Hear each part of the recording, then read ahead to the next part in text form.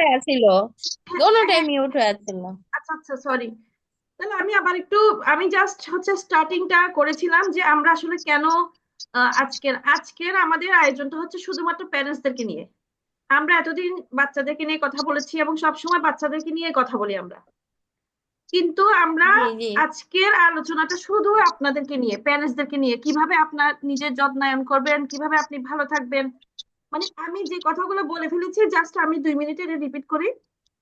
আমাদের নর্মাল একজন মা, নর্মাল একজন বাচ্চার মা, যে বাচ্চাটা সুস্থ, সে বাচ্চার মা এবং বাবাটাও কিন্তু তার বাচ্চাটা যাতে সবার মধ্যে সেরা হয়, ভালো হয়, চারিত্রিক ভাবে ভালো হয়, পড়াশোনায় ভালো হয়, সুস্থ থাকে, এগুলোর জন্য কিন্তু লড়াই করতেছে, তাই না? চেষ্টা করে যায়। হুম। তারপর এই সব কিছু করতে গিয়ে বাবা মায়েদের, প্রত্যেক মানে ম্যাক্সিমাম বাবা মায়েদের এই শারীরিক সমস্যা, মানসিক সমস্যা, বিষণ্ণতা, হতাশা, কারণ এগুলা হচ্ছে একটা কিসে থেকে হচ্ছে, চাপ থেকে। পারিবারিক চাপ থাকে, সন্তানের হ্যাঁ। চাপ থাকে, সাংসারিক চাপ থাকে। এখন আপনাদের কথা জি। বলি, যারা বিশেষ শিশুকে নিয়ে চলেন, আপনাদের লড়াইটা আরো বেশি না? আপনাদের বাচ্চাটা যেহেতু একটু ব্যতিক্রম, তাহলে জি আপনাদেরকে অবশ্যই। ব্যতিক্রম ভাবে জীবনটা পালন করতে হয়। তখন দেখা যাচ্ছে যেখানে নর্মাল একজন মায়ের সাথে পরিবারে অনেক সময় ঠোকাঠুকি হচ্ছে, সেখানে আপনার সাথে ঠোকাঠুকিটা একটু বেশি, কারণ আপনার বাচ্চার সমস্যাটা আপনি আপনি নিজে হয়তো মেনে নিচ্ছেন, অন্য কেউ মেনে নিচ্ছে না। আবার দেখা যাচ্ছে কোন আত্মীয় স্বজনের বাসায় কিন্তু দাওয়াত দিচ্ছে না আপনাদেরকে, একটা সময় প্রথম প্রথম দাওয়াত দিত, কিন্তু আপনার বাচ্চার অবস্থা দেখে আপনাকে কোনো সামাজিক অনুষ্ঠানেও দাওয়াত দিচ্ছে না। আবার দেখা যাচ্ছে ঠিক আছে প্রতিবেশীরাও আপু। কিন্তু সেভাবে সহযোগী হচ্ছে না। তাহলে হুম, আপনাদের মতো বিশেষ চাহিদা সম্পন্ন বাবা মায়েদের, স্পেশাল বাচ্চাদের বাবা মায়েদের যে লড়াইটা শুধু যে পরিবারের সাথে হচ্ছে তা না, সমাজের সাথেও হচ্ছে, আত্মীয় স্বজনের সাথেও হচ্ছে, এমনকি আপনি নিজের সাথেও হচ্ছে। এই লড়াই করতে করতে আপনি যখন আপনার নিজের সাথেও লড়াই হয়, তখন এই লড়াই করতে করতে যে হুম। জিনিসটা হয়, আপনি শারীরিকভাবে অসুস্থ হয়ে যান, মানসিকভাবে অসুস্থ হয়ে যান, হতাশায় ভুগেন, একাকিত্বে ভুগেন। এখন এই ভোগাটা কিন্তু আপনি বাচ্চার জন্য যে যেখানে বলে সেখানে যেভাবে ছুটে যান, নিজের জন্য কিন্তু ছুটে যাচ্ছেন না। যেমন গতকালকে আমাদের একটা আপু বলেছিলেন না, ওনার বাচ্চার জন্য উনি 8-10 লাখ টাকাও কিন্তু খরচ করে ফেলতে পারবে, ওনার সামর্থ্য আছে, উনি বললে খরচ করে ফেলবে। কেন? ওনার সন্তানের জন্য। কিন্তু এই এই একই রকম খরচ কিন্তু আপনারা নিজের জন্য করছেন না, নিজের দিকে মনোযোগ দিচ্ছেন না, নিজের যত্নায়ন করছেন না। এই যে নিজেদের এই চাপ থেকে মুক্তির জন্য আমরা যে কাজটা করতে চাচ্ছি হুম। আজকে, এই চাপ থেকে কিভাবে নিজেকে মুক্ত রাখবেন। সন্তানের লড়াইও থাকবে, পরিবারের লড়াইও থাকবে, সব থাকবে, সব সমস্যা থাকবে, কিন্তু আমি নিজে ভালো থাকবো। কিভাবে ভালো থাকবো? এটাকে বলা হয় স্ট্রেস ম্যানেজমেন্ট। এই শব্দটা আপনারা সবাই জানেন, কিন্তু আমরা কেউ নিজের জন্য করি না। তা আসেন আমরা একটু স্ক্রিন শেয়ার করি, কিভাবে আমরা নিজের যত্নায়ন করব, চাপ থেকে মুক্ত থাকবো। আচ্ছা, বাচ্চা আমার কি স্ক্রিন দেখা যাচ্ছে? জি জি জি। আচ্ছা আপু দেখা দেখা। যাচ্ছে। আচ্ছা, একটু আমি শেয়ার করি।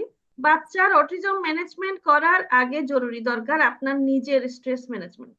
এটা তো আমরা বুঝতে পেরেছি আজকের বিষয়টা, তাই না? আচ্ছা, এখন জি। স্ট্রেস থেকে মুক্তির উপায় কি? এই যে স্ট্রেস যদি কমাতে চাই, নিজের জন্য সময় বের করুন।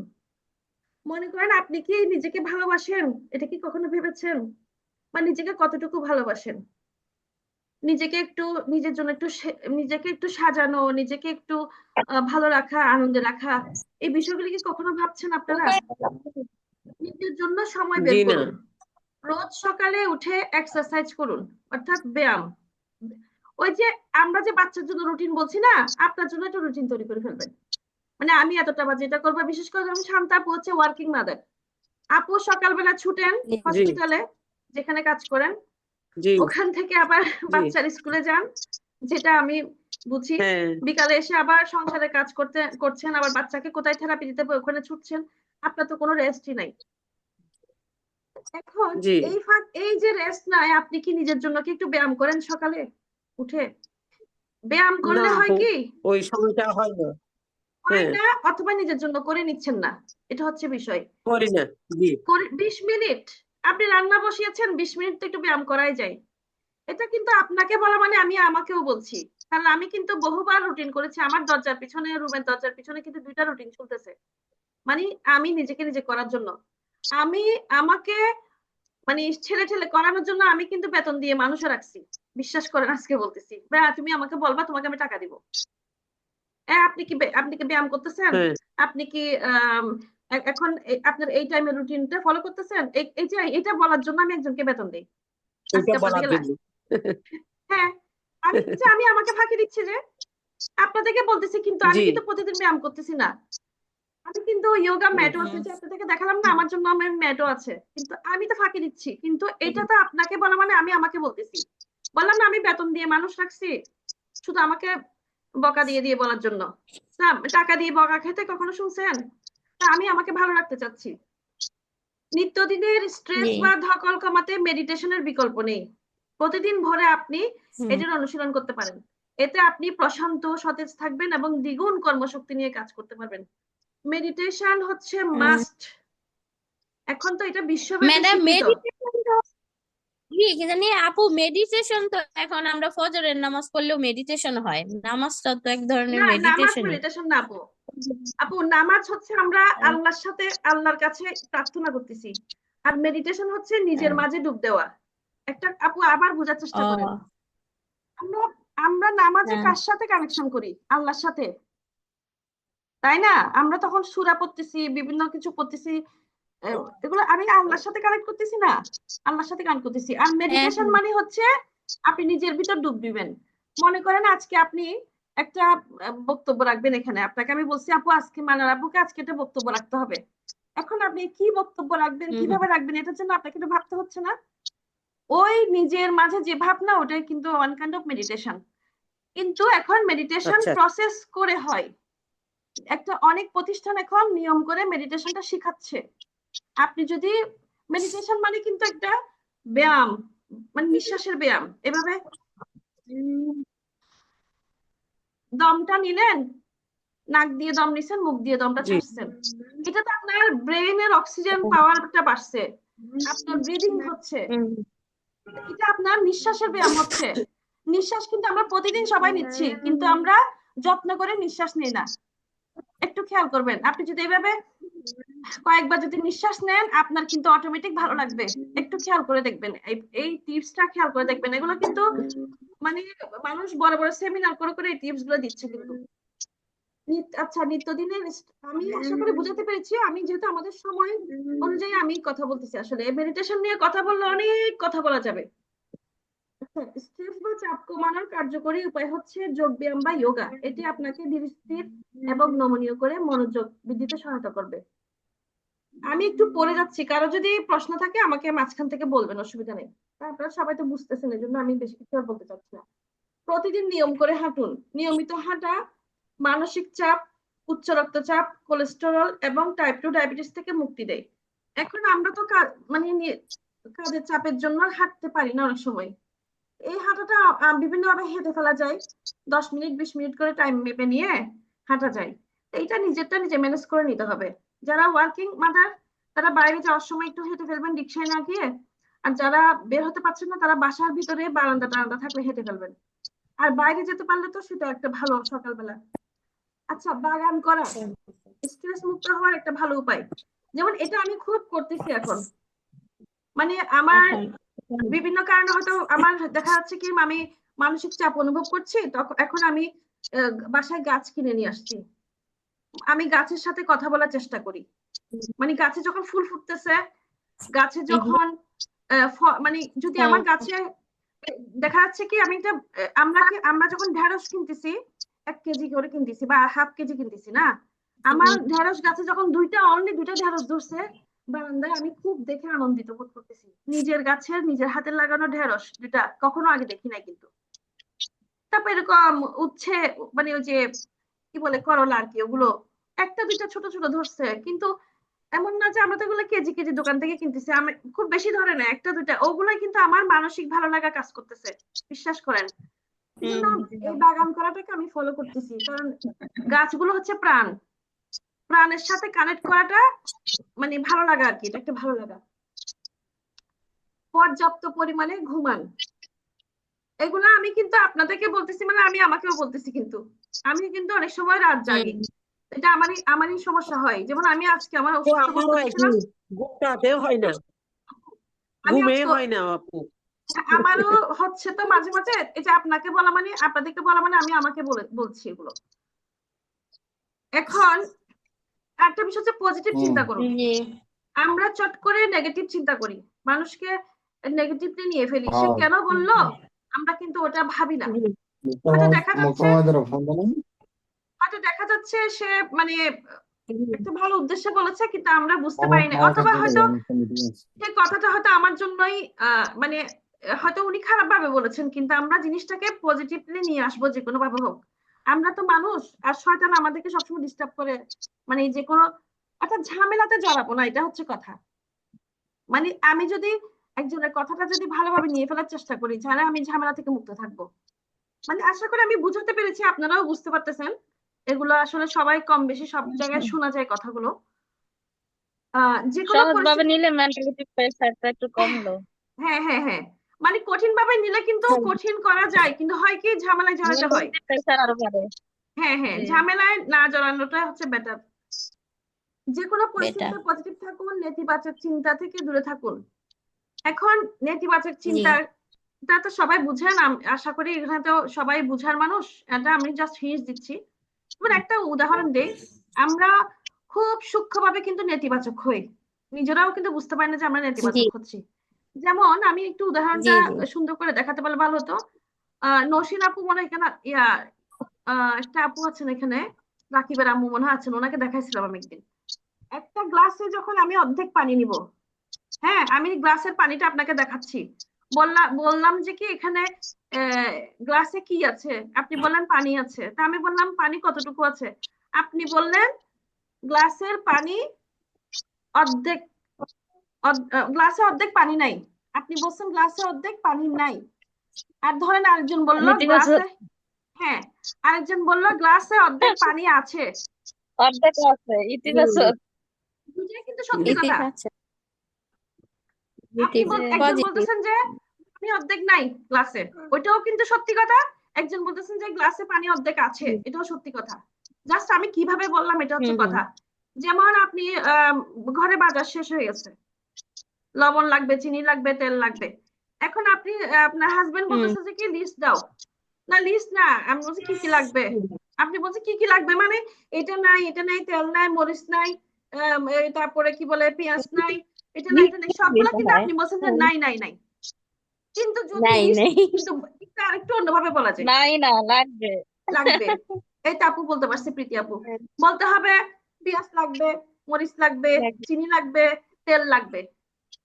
কিন্তু কথা মোট কিন্তু কথা দুটাই একটা সত্যি। লিস্ট করে দিলেও হয় যে এই জিনিসগুলো আমার দরকার। হ্যাঁ হ্যাঁ, দরকার। কিন্তু ওই যে এখন আমি কিভাবে বললাম, আমি কি নাই নাই করে বললাম, নাকি লাগবে লাগবে করে বললাম, দরকার দরকার করে বললাম। তো এইটা আমরা অর্থাৎ সূক্ষ্মভাবে হুম কিন্তু নেতিবাচক হয়ে যাই। এগুলা কিন্তু আমাদের ব্রেনে জি প্রেসার পড়ে, কিন্তু খেয়াল করবেন, আপনার ব্রেনে জি প্রেসার পড়লে জি ওটা আপনার বাচ্চার উপর পড়বে কিন্তু। যেহেতু বাচ্চার সাথে আপনি হ্যাঁ জড়িত। হ্যাঁ পছন্দের বই, আমার জড়িত। অভ্যাস আছে। আ- আমার অভ্যাস আছে আমি নাই বলি না, আমি বলি লাগবে। না এটা তো ভালো আপু, আপনার আপনার থেকে আমরাও শিখি, অসুবিধা কি সবার থেকে। এখানে আমরা আসলে কি জানেন, আমরা একটা ফ্যামিলি, আমাদের এই গ্রুপটা আমি একটা ফ্যামিলি মনে জি করি। তো একজন থেকে একজন কিন্তু জি শেখা যায়। একজনের বলে হ্যাঁ জি জি, পছন্দের বই পড়ুন, গান শুনুন, হাসির মুভি দেখুন। আমি হুম। কিন্তু যখন আমার কাজ করতে করতে মাথা জ্যাম হয়, আমি 5-7 মিনিট একটা নাটক দেখি, মানে 30 মিনিটের নাটক, 40 মিনিটের নাটক টেনে টেনে দেখি। মানে অর্থাৎ আমার ব্রেনকে 40 মিনিট ধরেন দেখার সময় নাই, এতক্ষণ ধরে নাটকটা হয়তো আমি দেখবো না, কিন্তু আমি ওই টেনে টেনে মূল জিনিসগুলো দেখি, একটু প্রথম থেকে দেখি, একটু মাঝখানে দেখি, একটু লাস্টে ফিনিশিংটা দেখি। তো মানে তা হয় কি আমার হ্যাঁ 10 মিনিটের মধ্যে আমি একটু নিজেকে মানে রিলিফ করলাম, এরকম। রিলিফ করে। আসলে সবারই আছে এই বিষয়গুলো, আপনাদেরও আছে হয়তো, মানে প্রত্যেকের আছে, যার যার একটু টিপস আছে না। আমি এগুলো বলা মানে কি জানেন, বলা মানে এগুলো মনে করিয়ে দেওয়া, একটু সচেতন করিয়ে দেওয়া। আবার হচ্ছে কি আমি আমাকেও বলতেছি সেটাই। এগুলা আমারও দরকার, জি প্রত্যেকের দরকার। কোনো দর্শনীয় স্থানে ঘুরতে যেতে পারেন, অর্থাৎ বাচ্চাকে নিয়ে কিন্তু ভালো ভালো জায়গায় আউটিং করবেন। ভালো ভালো জায়গায় যখন আউটিং করবেন, যেমন আমি তো ঢাকায় ছিলাম মাঝখানে কিছু বছর খানেক। ওখানে ঢাকায় আমাদের মায়েদের একটা গ্রুপ আছে 35 জন মায়ের।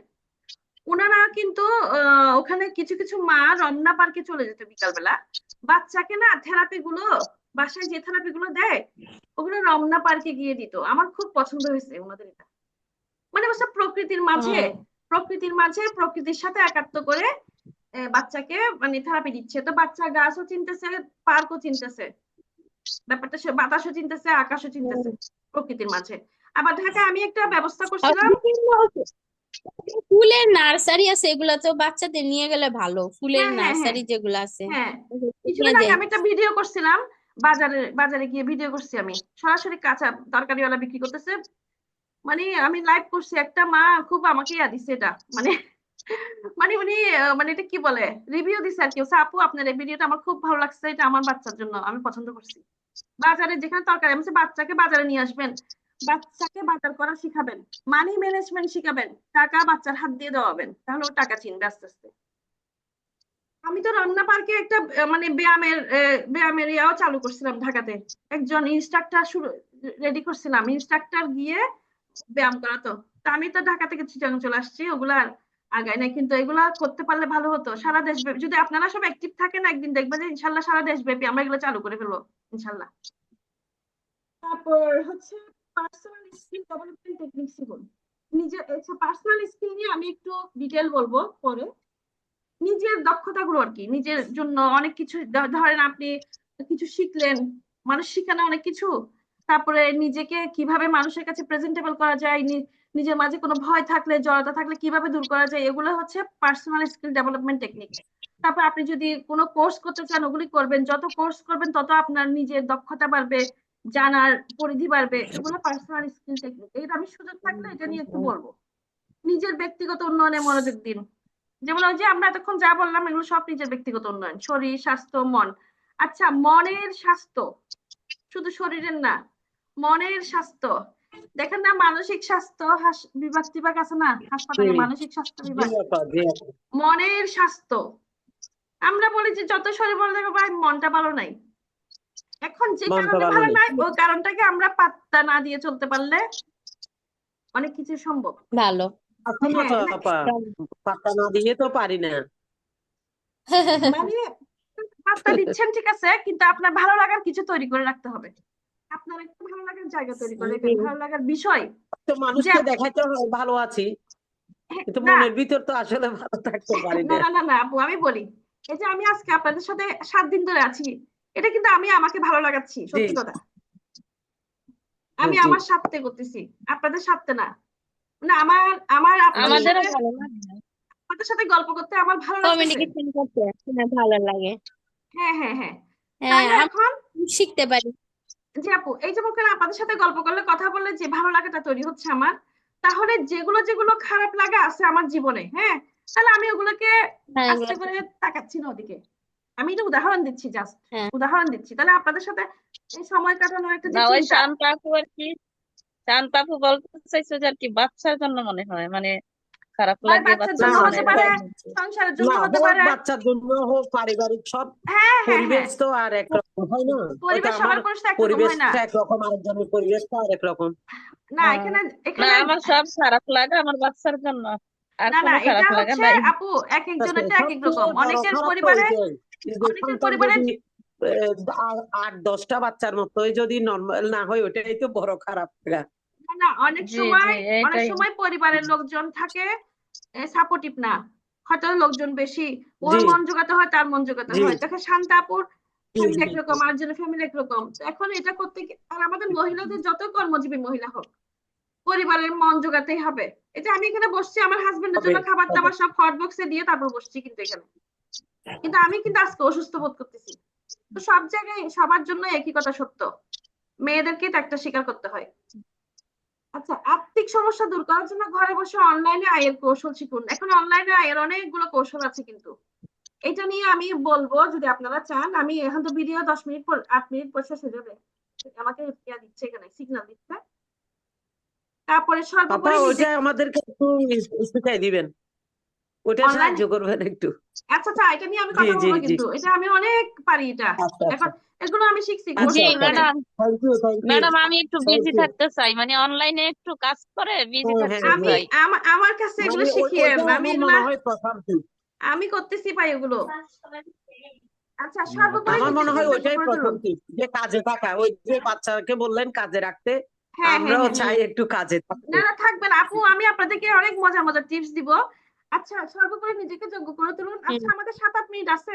এখানে কেউ যদি একটু গুরুত্বপূর্ণ বিষয় নিয়ে কোনো কিছু বক্তব্য রাখতে চান, রাখতে পারেন। এরপরে পরের ভিডিওতে আবার আমি কথা বলবো আর কি। বাকি 40 মিনিট আবার আসবে না, 8 মিনিট পরে। এখন এখানে কে হ্যাঁ আছেন কথা বলার জন্য? কেউ কি কথা বলবেন? দাঁড়ান, ম্যাডাম, গতকালের ক্লাসটা তো ইম্পর্টেন্ট ছিল, আমি থাকতে পারলাম না। এখন দিতে পারবেন রেকর্ডিং ক্লাসটা? এখন পারবো না আপু, এগুলো সব কাটছাট করে তারপর দিতে হবে। আমি তো কাটছাট করার সময় পাচ্ছি না আপু, ওই যে কাটছাট করতে হবে তো। ও আচ্ছা, যা আছে তা হোয়াটসঅ্যাপ দিয়ে করলে যায় না? জি, যা আছে হোয়াটসঅ্যাপে তা দিয়ে দিয়েন, হোয়াটসঅ্যাপের গ্রুপে না হোয়াটসঅ্যাপে ভিডিও, দিয়ে দিয়েন আরে ভিডিও গুলো তো বড়, বুঝতেছেন না কেন? ইউটিউবে আপলোড দিতে হ্যাঁ হবে, বলো। অনেক বড় এগুলো ভিডিও গুলো আচ্ছা ইউটিউবে। ম্যাডাম, আমি অনলাইনে একটু কাজ করে বিজি থাকতে চাই। আচ্ছা আচ্ছা, অসুবিধা নাই, ইনশাল্লাহ হবে। আচ্ছা, এখন আমি একজন, আপু, এখানে আমাদের আমি একজন, একটু একটু আমাদের একজন আপা আছেন। সামান্য 1 মিনিট একটু বলবো।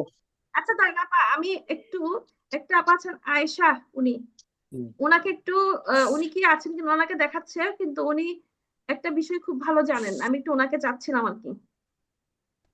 আয়েশা, আপনি কি আছেন?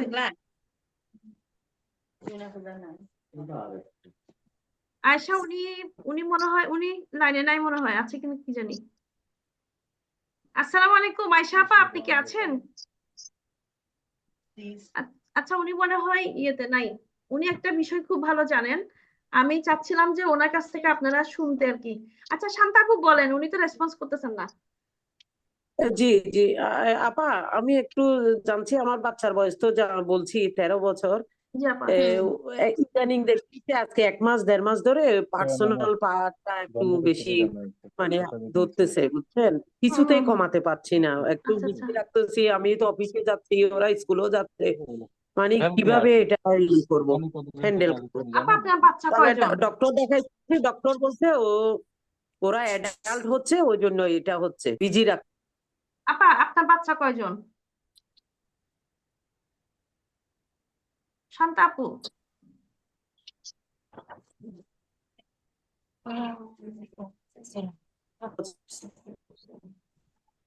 শান্তা আপা, আপনার হ্যালো, বাচ্চা কয়জন?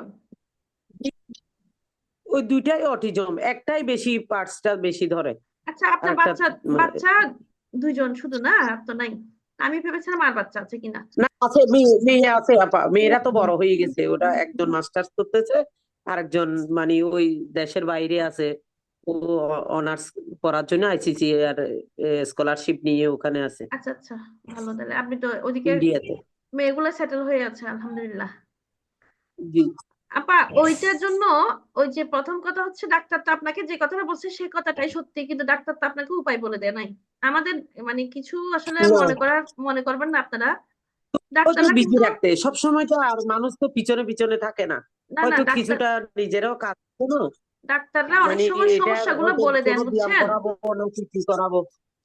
জি অটিজমের ক্ষেত্রে ডাক্তাররা কি করে জানেন, সমস্যাগুলো জি। আইডেন্টিফাই করে দেন যে ওর এই সমস্যা, কিন্তু সমাধান গুলা ওনারা মানে আসলে ওনারা ওগুলো প্র্যাকটিস করেন না, ওনারা এই প্র্যাকটিস যে করেন আপনার না সাথে এগুলো। কথা বলতে অনেক কিছু জানতে পারছি বা বুঝাইতে পারছি। একজন ডক্টরের কাছে গেলে হয়তো 10 মিনিট সময় পাই, না না হলে 5 মিনিট আপু, পাই।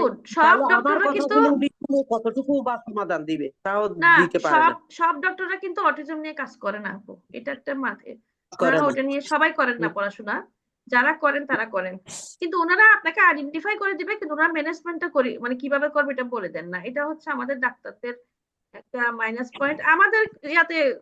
আমার যে অটিজম ম্যানেজমেন্ট কোর্সটা কয়েকজন ডাক্তার করতেছে, কিন্তু জানেন, কয়েকজন ডাক্তার আমার স্টুডেন্ট আছে, আমার খুব আপা, মজা আমি লাগে। আমি কিভাবে করব, আমাকে একটু সাহায্য করেন না। আচ্ছা, আপনি হচ্ছে আমি বলি ওরা যে বড় হচ্ছে ওই ডাক্তারের কথাটা তো ঠিক আছে, ওটাই এক নাম্বার কথা, ওনার কথাটা। কিন্তু না, এরপরে অটিজম কোর্সটা আগে আমাকে ইয়ে করেন, হ্যাঁ, আমি আপনি আপু, কিভাবে করতে পারি। আচ্ছা আপনাকে আমি লিঙ্ক পাঠিয়ে দিব, কোর্সের লিঙ্কটা পাঠিয়ে দিব। আমাদের কোর্সের লিঙ্কটা পাঠিয়ে দিলে আপনি ওখানে কোর্সের লিঙ্কে জয়েন করবেন আর কি। আমাদের কোর্স ফিটা আপু 990 টাকা। এই যে আপনাদেরকে 7 দিন ঠিক ধরে আছে, যেগুলো ওইটা বলতেছি, ওইটা কি এই- আগে পাঠাইতে হবে নাকি জি টাকাটা কি আগে পাঠাইতে হবে? হ্যাঁ, আমি আপনাকে লিঙ্ক দিব, তো আপনি লিঙ্কে জয়েন করলে ও সবকিছু ওখানে প্রসেস আছে আর কি। আমি লিঙ্কটা পাঠিয়ে দিব আপু। আচ্ছা, আপনার আর এই যে ম্যাডাম এই সমস্যার সলিউশন কি? হ্যাঁ আপু এই সলিউশনে যে আমরা কথা বলতেছি এগুলাই সলিউশন না, এই 100%। শান্ত আপু যে বললো, না না, আমি তো বলতেছি ওটা কি একটু লিঙ্কের মধ্যে দিবেন নাকি? একটু শুনে আপনার বলি।